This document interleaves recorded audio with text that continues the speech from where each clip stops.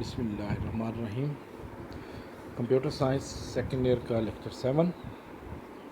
इसमें हमने database model, क्योंकि डेटाबेस के चैप्टर्स हमने स्टार्ट किया हुआ है, तो डेटाबेस का पोर्शन है, तो उसमें पहले फ़ाइल सिस्टम का हम पढ़ चुके हैं। अब डेटाबेस के हवाले से आगे कंटिन्यूस लेक्चर्स होंगे। तो डेटाबेस में जब हम डेटाबेस डेवलप करते हैं या कोई भी डेटाबेस जब हम डेवलप करते हैं, तो उसको किसी मॉडल को यूज़ करके हम करते हैं। तो अब तक 3 मॉडल डेवलप हुए हैं: हायरार्किकल मॉडल,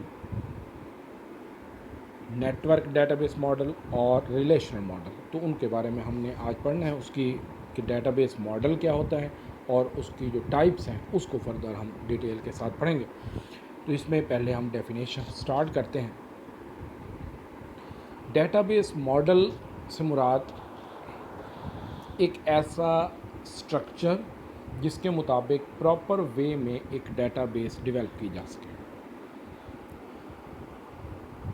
इमेज कह सकते हैं आप, एक स्ट्रक्चर, एक डिज़ाइन कि जिसके मुताबिक प्रॉपर वे में डेटाबेस डेवलप की जा सके। ये डेटाबेस के डेवलप करने से पहले ये डेटाबेस मॉडल बनाया जाता है, फिर इस मॉडल के मुताबिक डेटाबेस डेवलप की जाती है ताकि कोई भी एरर्स, प्रॉब्लम्स हों तो वो डेटाबेस मॉडल में रिकवर हो सके। A set of rules and standards that defines how the database organizes data is called database model. It also defines how user view the organization of the data, कि data की जो organisation है, data को किस तरीके से store करना है, डाटा किस तरीके से मैनेज होगा, स्टूडेंट्स के रिकॉर्ड्स को, टीचर्स के रिकॉर्ड्स को या कोई सी ऑर्गेनाइजेशन के रिकॉर्ड्स को किस तरह मैनेज करना है, उसके लिए जो एक मॉडल बनाया जाता है उसको हम कह सकते हैं डेटाबेस मॉडल्स। ये डेफिनेशन होगी डेटाबेस मॉडल की। आगे इसकी जो टाइप्स हैं, तो पहली टाइप इसके अंदर आ जाती है हायरार्किकल मॉडल। हायरार्किकल से मुराद hierarchy, step by step different entities को लिखना, ऑर्गेनाइजेशनल चार्ट की फॉर्म में, ट्री की फॉर्म में, ऑर्गेनाइजेशनल चार्ट की फॉर्म में, कि जिस तरह टॉप पर एक एंटिटी, फिर उसके बॉटम में मल्टीपल एंटिटीज़, फिर उनमें से किसी एक के आगे मोस्ट बॉटम में फिर और एंटिटीज़। तो इस तरह जो चार्ट की फॉर्म में बनाया जाएगा, ऑर्गेनाइजेशनल चार्ट की फॉर्म में, तो उसको हम क्या कहते हैं? Hierarchical model. इसको हायरार्की कहा जाता है। इसमें हर एक जो सेगमेंट है, या उसको नोड कहा जा सकता है, या सेगमेंट कहा जा सकता है, या एंटिटी कहा जाता है। जो टॉप मोस्ट नोड होगी उसको रूट कहा जाएगा। उस रूट के या उसको पेरेंट भी कहा जा सकता है। उस पेरेंट या रूट जो है उसके आगे फिर सबऑर्डिनेट जो होंगे उनको चाइल्ड भी कहा जा सकता है। तो इसमें इन्वर्टेड ट्री भी इसको कहा जाता है, हायरार्किकल मॉडल को। तो इसमें रिकॉर्ड्स को मैनेज करने का ये एक पुराना तरीका है कि पहले इस मेथड से डेटाबेसेस के शुरू में जो MIS या बाकी और कुछ जो डेटाबेसेस स्टार्ट में या फाइल सिस्टम में, ख़ास तौर पर फाइल सिस्टम डाटा को मैनेज करता था इसी हायरार्किकल मॉडल में। या उसकी सिंपल अगर आप एग्जांपल समझें कंप्यूटर के अंदर, तो जैसे एक फ़ोल्डर के अंदर फ़ोल्डर अब डेवलप करते हैं कि एक फ़ोल्डर बनाया, उसके अंदर कई फ़ोल्डर बना लिए, फिर उसके अंदर कई फ़ोल्डर बना लिए। तो हर फोल्डर डिफरेंट कैटेगरी को, डिफरेंट टाइप्स को शो करता है। उसमें डाटा हर एक में कैटेगरी वाइज आप रख लेते हैं कि जैसे स्टूडेंट्स के रिकॉर्ड्स हैं तो उसमें एक फ़ोल्डर स्टूडेंट के नाम का बना लिया, उसमें आगे फर्स्ट ईयर सेकेंड ईयर का बना लिया, फर्स्ट ईयर सेकेंड ईयर में आगे गर्ल्स बॉयज़ का बना लिया, फिर उसमें बॉयज़ के अंदर मेडिकल, नॉन मेडिकल, ICS के फ़ोल्डर बना लिए, फिर उनमें वो लिस्टें स्टोर कर दी या उन स्टूडेंट्स के रिकॉर्ड स्टोर कर दिए। तो किसी भी स्टूडेंट को अगर सर्च करना हो तो डायरेक्टली आप उस फोल्डर के अंदर सीक्वेंस में जाएंगे, बाकी फ़ोल्डर्स में आपको सर्च करने की ज़रूरत नहीं पड़ेगी। तो इसी तरह हायरार्किकल मॉडल जो है वो यूज़ किया जाता था इसी तरह के कि जिस तरह नोड्स की फॉर्म में टॉप नोड हो गई, फिर उसके बॉटम में नोड्स हो गए। तो इसमें 1 to many रिलेशनशिप की टाइप यूज़ होती हैं। इसमें 1 to many रिलेशनशिप, टॉप पर एक रिलेशन, उससे मल्टीपल नीचे रिलेशन बनाए जा सकते हैं। और इसमें जैसे उसमें रिलेशनशिप की टाइप होती है मैनी टू मैनी, वो इसमें नहीं बनाई जा सकती। तो इसमें इसके प्रॉब्लम्स या एडवांटेजेस के हवाले से बाद में डिस्कस करते हैं। तो इसकी hierarchical model arrange records in hierarchy like an organization chart. Each record type in this model is called a node or segment. A node represent a particular entity. एक node से मुराद एक particular entity, entity से मुराद एक ऐसा object जिसके बारे में data collect किया जा रहा है। जैसे स्टूडेंट है तो वो एक ऑब्जेक्ट है, टीचर है तो वो एक ऑब्जेक्ट है या एंटिटी है। सेल्स हैं तो सेल एक एंटिटी होगी, परचेज़ है तो वो एंटिटी होगी। इसी तरह अगर कॉलेज के हवाले से हम देखते हैं तो स्टूडेंट, टीचर्स, रिज़ल्ट्स, लाइब्रेरी या बाकी ये मुख्तलिफ क्या होती है एंटिटी जिसके बारे में डाटा हम कलेक्ट करते हैं। Top most node is called root. Each node is the subordinate of the node that is at the next higher level, कि हमेशा जो नेक्स्ट हायर लेवल में होंगे उनकी वो एंटिटीज़ क्या होंगी, सबऑर्डिनेट होंगी। Top level node is called parent and lower level node is called child. A parent node can have one or many child node. एक parent node के multiple child node हो सकती हैं। Child node can have only one parent node. इसमें one parent node होगी, to parent node नहीं हो सकती। यानी ऐसा नहीं हो सकता कि एक एंटिटी को आप दो के साथ इकट्ठा ज्वाइन कर लें ऊपर, यानी टॉप पर एक होगा, बॉटम में 2, 3, 4 हो सकती हैं, लेकिन ये नहीं है कि टॉप पर 2, 3 को ज्वाइन करके नीचे एक बनाया जाए, तो वो पॉसिबल इसमें नहीं होता। वो नेटवर्क मॉडल या आगे रिलेशन मॉडल में पॉसिबल होता है। एडवांटेजेस में अच्छा इसके this kind of structure is often called inverted tree जिसे कह सकते हैं। इसमें एडवांटेजेस में ये पॉइंट्स के नाम जस्ट आपने याद कर लेने कि इसमें जैसे represent a set of related record, her entity में उससे रिलेटेड रिकॉर्ड ही स्टोर किए जाते हैं। जैसे एक नोड है तो उसमें उससे रिलेटेड ही रिकॉर्ड स्टोर होंगे। जैसे टीचर हैं तो टीचर से रिलेटेड रिकॉर्ड स्टोर होंगे, स्टूडेंट है तो स्टूडेंट की एंटिटी है, स्टूडेंट के अंदर फर्दर क्लासेस में फर्स्ट ईयर सेकेंड ईयर का नोड है तो फर्स्ट ईयर के अंदर सिर्फ फर्स्ट ईयर के रिकॉर्ड होंगे, सेकेंड ईयर के अंदर सेकेंड ईयर के। सिंपल स्ट्रक्चर है, हाई परफॉर्मेंस है इसकी। डिसएडवांटेजेस में each sub module has only one super module, हर सब मॉड्यूल्स का ऊपर टॉप पर एक ही मॉड्यूल होगा, दो नहीं हो सकते। डिफ़िकल्ट टू रीऑर्गेनाइज, कि इसको रीऑर्गेनाइज करना खासा डिफ़िकल्ट है। उसके आगे हम एग्जांपल में जब हम इसका डायग्राम देखते हैं तो उसमें मज़ीद इसको हम देख लेंगे। मोर complex in real life requirement, कि आजकल की जिस तरह रियल लाइफ है तो उसमें ये खासा मुश्किल है। जैसे उसकी एग्जांपल अगर ये आप समझें कि कॉलेज में एक टीचर की नोट बन गई, एक स्टूडेंट का, स्टूडेंट के अंदर स्टूडेंट का डाटा, टीचर के अंदर टीचर का डाटा। लेकिन अगर हम देखें कि किस क्लास को कौन कौन से टीचर पढ़ा रहे हैं तो वो हमें अलग से एक नोट बनानी पड़ेगी, उन दोनों नोट को ज्वाइन नहीं किया जा सकता, लिंक करना मुश्किल हो सकता है। तो इस वजह से जो रियल में हमारी जो रिक्वायरमेंट्स होती हैं वो इस हायरार्किकल मॉडल के अंदर फुलफ़िल नहीं हो सकती थी। इस वजह से इसके बाद फिर और मॉडल डेवलप हो गया। इसका इमेज अगर देखें तो लेफ़्ट साइड पर इमेज जैसे एंटिटी 1 है तो ये रूट हो गया, उसके आगे एंटिटी 2, एंटिटी 3, फिर एंटिटी 2 के अंदर आगे एंटिटी 4, एंटिटी 5, तो ये मुख्तलिफ आ गए। इसकी अगर प्रैक्टिकली हम एक एग्जांपल देखें तो जैसे कॉलेज मेन एंटिटी हो गया, उसके अंदर स्टूडेंट, टीचर्स ये एंटिटी हो गया। स्टूडेंट्स के आगे अगर हमने फर्स्ट ईयर सेकेंड ईयर का बना लिया, सेकेंड ईयर के आगे हमने मेडिकल, नॉन मेडिकल, ICS, ये हमने 3 बना लिया। अब इसके अंदर रिकॉर्ड्स अगर हम स्टोर करते हैं, बाद में इसमें अगर इसको रीऑर्गेनाइज करना पड़े कि हम कहें कि स्टूडेंट्स के अंदर फर्स्ट ईयर सेकेंड ईयर की बजाय यहाँ पर मेडिकल, नॉन मेडिकल, ICS हो, फिर उसके अंदर मेडिकल के अंदर फर्स्ट ईयर सेकेंड ईयर हो, ICS के अंदर फर्स्ट ईयर सेकेंड ईयर हो, नॉन मेडिकल के अंदर फर्स्ट ईयर सेकेंड ईयर का नोट बनाओ। इस तरीके से इस लेवल को अगर हम और रीऑर्गेनाइज करें तो पूरे चार्ट को ही हमें रीऑर्गेनाइज करना पड़ेगा, पूरा स्ट्रक्चर ही रीऑर्गेनाइज करना पड़ेगा। तो इस वजह से ये इसमें दोबारा से अल्ट्रेशन या इसमें एडिटिंग जो है वो खासा मुश्किल हो सकती है।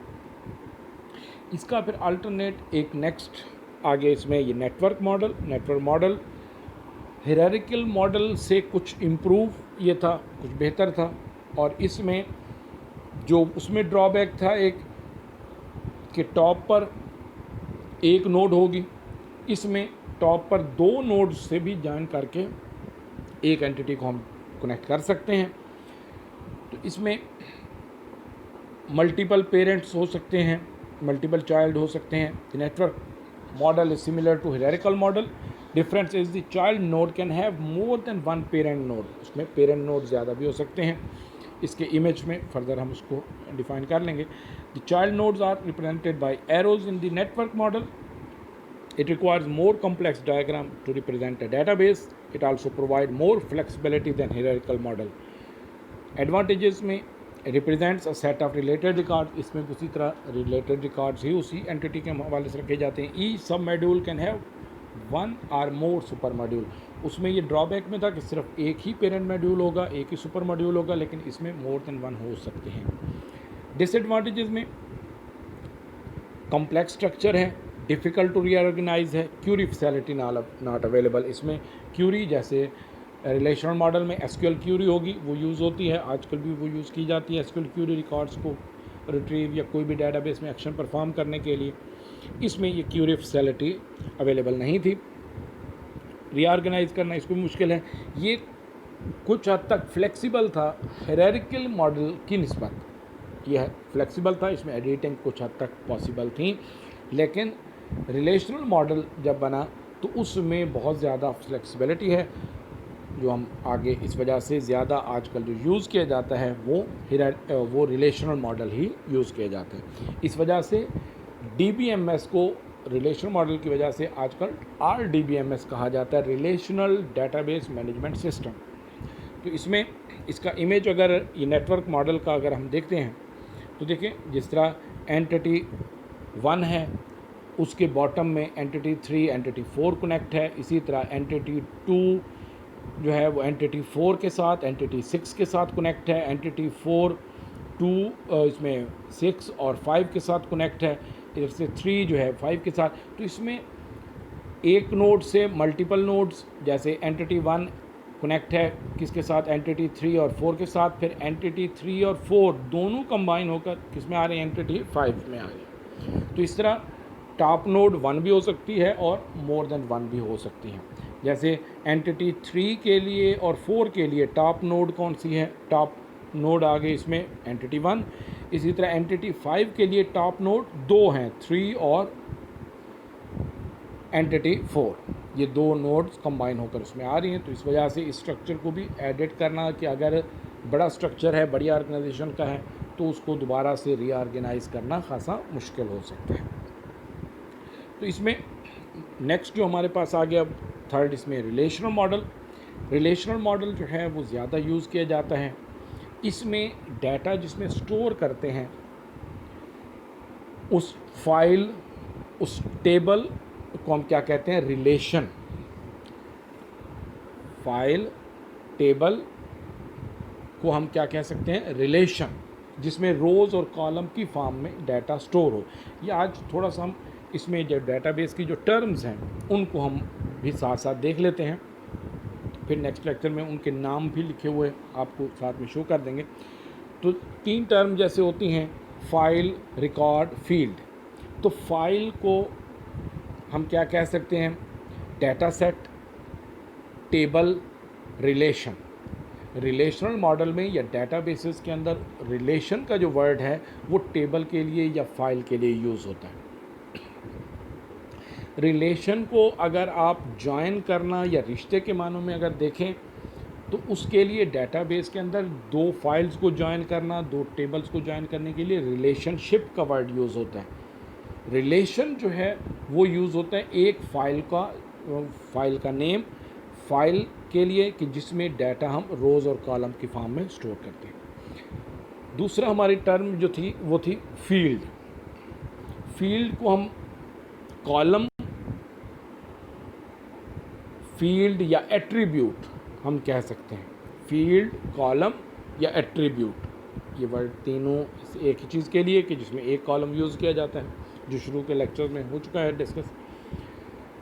थर्ड इसमें आ जाता है record.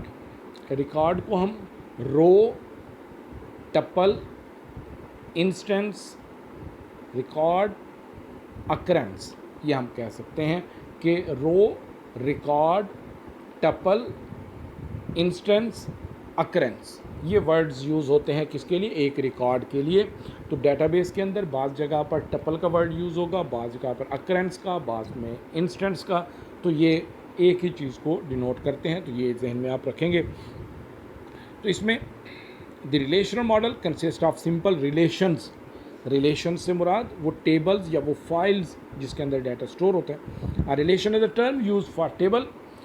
A relation represents a particular entity, एक एंटिटी को का डाटा जो स्टोर किया जाता है उसमें है।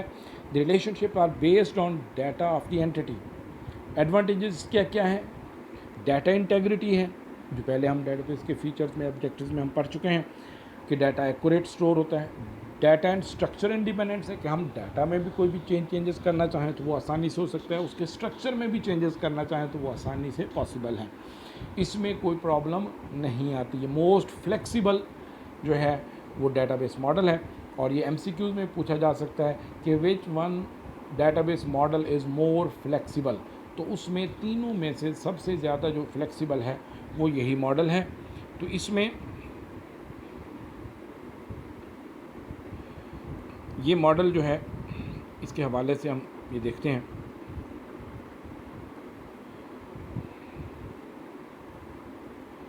ये दरमियान में थोड़ा सा प्रॉब्लम इसमें आ गया, तो इसको दोबारा से हम ये स्टार्ट कर रहे हैं।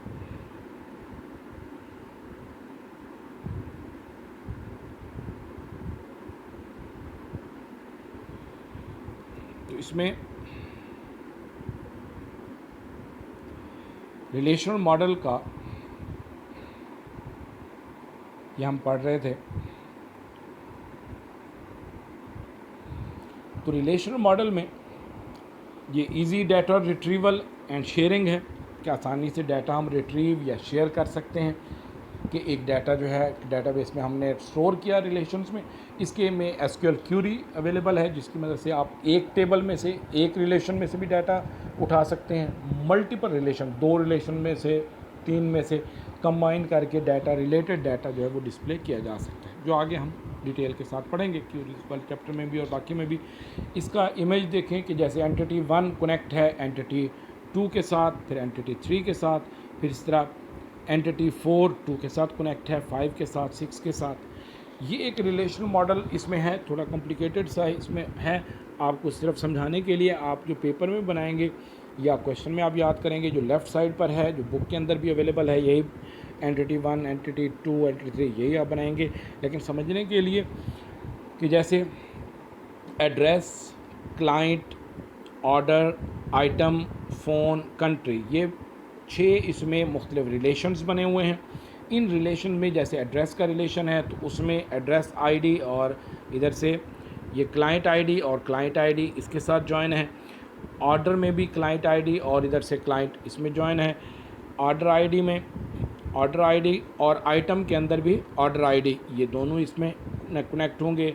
इसमें फ़ोन के अंदर अगर आप देखें तो क्लाइंट आईडी और ऊपर क्लाइंट के साथ ये जॉइन है। इधर से एड्रेस के अंदर कंट्री आईडी और नीचे कंट्री आईडी के साथ ये जॉइन है।